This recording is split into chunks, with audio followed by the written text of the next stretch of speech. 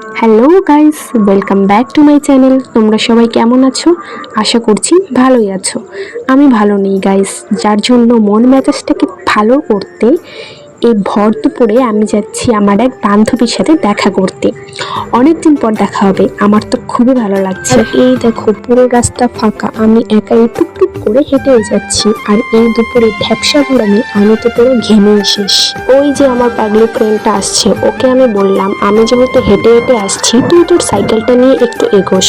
কিন্তু ও অলসটার মতো ও হেঁটে হেঁটে চলে আসলো। আমি এদিকে আসছি ওর সাথে দেখা করতে, আর ও ওইদিকে ওর হবু বরের সাথে ফোনে ব্যস্ত। কি আর বলি, বেচারি কদিন পর বিয়ে করে চলে যাবে। আমার তো এখনই খুব কষ্ট হচ্ছে। জানো তো বন্ধুরা, আজ পর্যন্ত স্কুল লাইফ থেকে আমার যতগুলো ক্লোজ ফ্রেন্ড ছিল সবারই প্রায় বিয়ে হয়ে বাচ্চার মা হয়ে গেছে গাইস।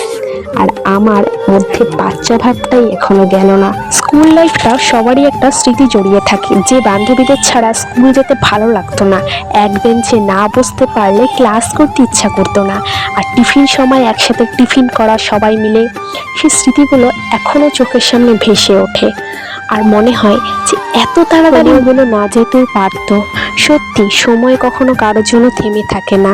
কোন দিক দিয়ে যে সব সময় শেষ হয়ে যাবে বা সব স্মৃতি শেষ হয়ে যাবে, সেটা বুঝে ওঠার আগেই সব কিছু শেষ। অনেক দিন পর আবার আগের মতো অনেক গল্প করলাম, অনেক মজা করলাম, অনেক কিছু শেয়ার করলাম। আর বাড়ি থেকে বেরোলে সত্যি মনটা অনেক ফুরফুরে হয়ে যায়। আর বিশেষ করে যদি কোনো বান্ধবী বা বন্ধু পাশে থাকে, তো তাকে নির্দ্বিধায় সব কিছু শেয়ার করা যায়, তখন মনটা আরও হালকা হয়ে যায়। এদিকে তো সন্ধ্যা প্রায় লেগে গেছে, তাই ও আমাকে সাইকেলে করে একটু এগোতে দিতে যাচ্ছে। তো তোমাদের যদি ভিডিওটা ভালো লাগে থাকে তাহলে একটা লাইক আর সাবস্ক্রাইব করে আমার পাশে থেকো। টাটা।